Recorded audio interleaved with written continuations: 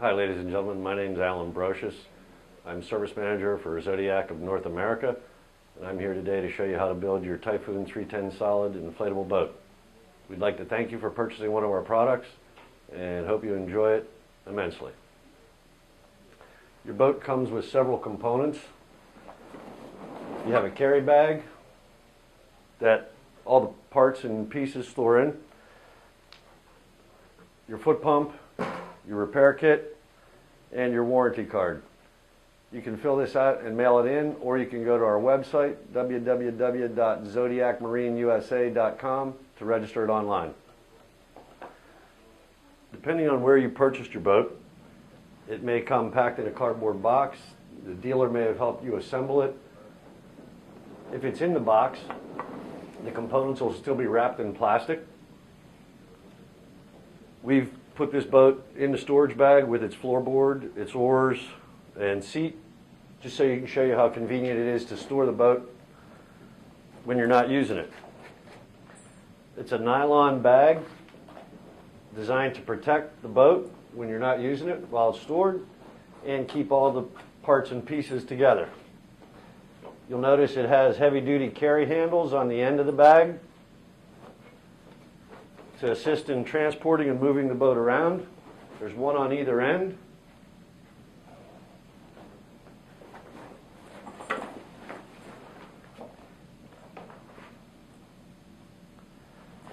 Keeping all the pieces and components for your boat in the bag helps to ensure you aren't missing anything when you want to get on the water.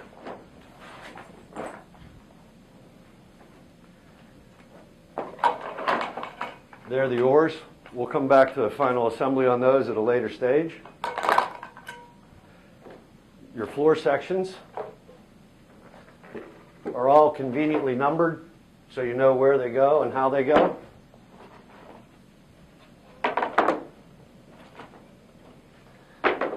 The two stringers, which lock the floor assembly together inside the boat.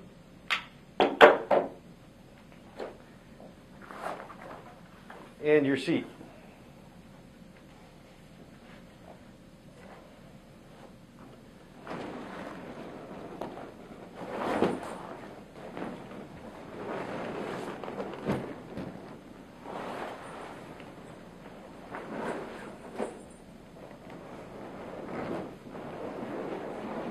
You unroll the boat. The best place to try and build your boat is on a firm, smooth surface, so you don't easily damage the boat.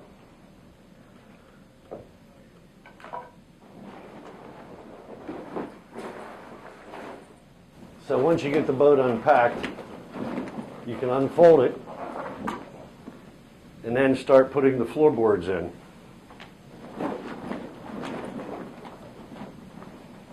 Floorboard number one is the bow board with the hole for the keel valve.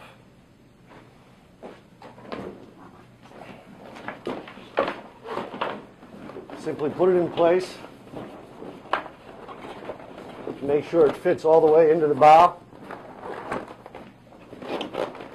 And make sure your valve cap for your keel is not stuck underneath the floor.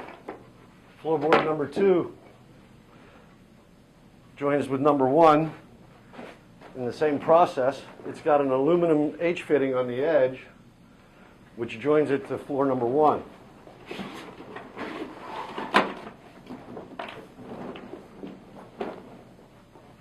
Floorboard number three, you'll notice, has cutouts on the side. This is where the stringers go on the floor. Also has an H fitting, aluminum track, which joins to floor number two.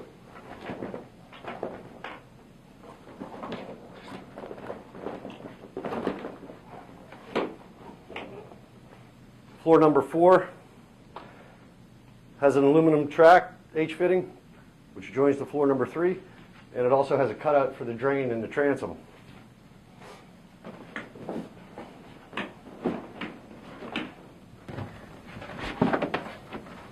You want to make sure you keep the edges of the floorboards flush for the opening, the cutout along the floor where the stringers go. You also notice that the top side of the floor has non-skid surface. The final step in putting the floor system in is tenting the last two boards and then pushing them down. Your stringer is designed to clip onto the floor, and the curved edge goes up against the tube, and the air pressure locks the stringer onto the floor.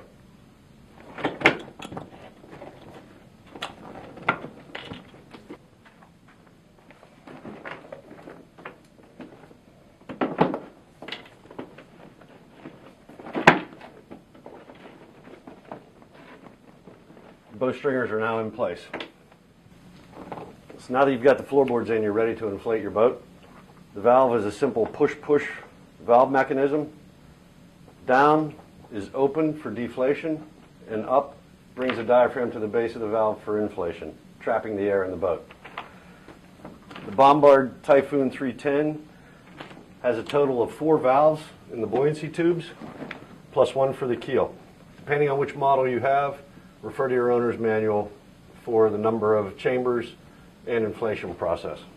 Foot pump is a very simple bellows foot pump. It has an out valve and an in valve. You screw the hose into the out valve, and there's a fitting on the end of the hose that locks into the valve. Simply put the hose in, twist it counterclockwise until it locks onto the valve. Then you can start inflating. It takes about 10 to 15 minutes working easily to inflate your boat with the foot pump.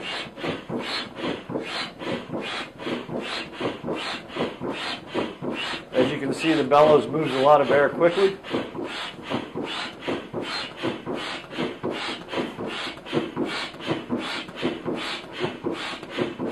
Once we have the boat inflated, we'll do the final assembly of putting on the seat and the oars. Okay, we've got the boat almost completely inflated, but we left one chamber low on pressure so we could put the seat in before finally topping off the boat to full pressure. So you put the seat tab on one side and put a little pressure on the tube and let the seat tab drop into the strap on the other side.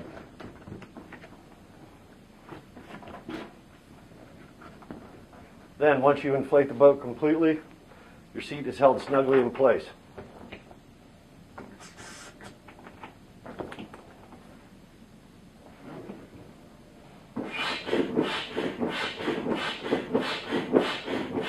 After we finish inflating the boat, we'll assemble the oars and put them on the oar locks. If you don't want to take the time to inflate your boat with the foot pump, you can use an electric inflator that attaches to a battery and simply set the proper pressure and let it inflate the boat for you.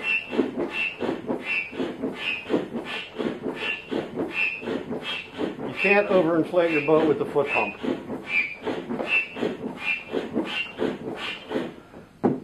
You want the boat firm and tight to touch to make sure the boat is properly inflated.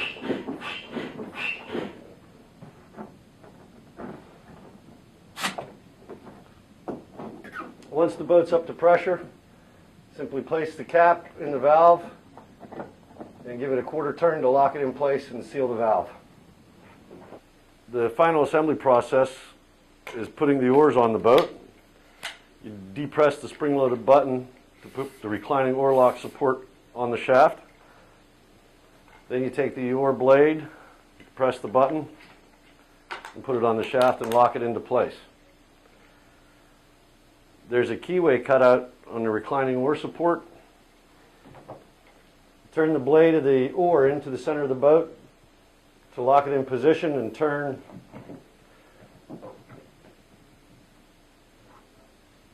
Once you have it in position, you can tighten your thumb screw on the reclining oar support.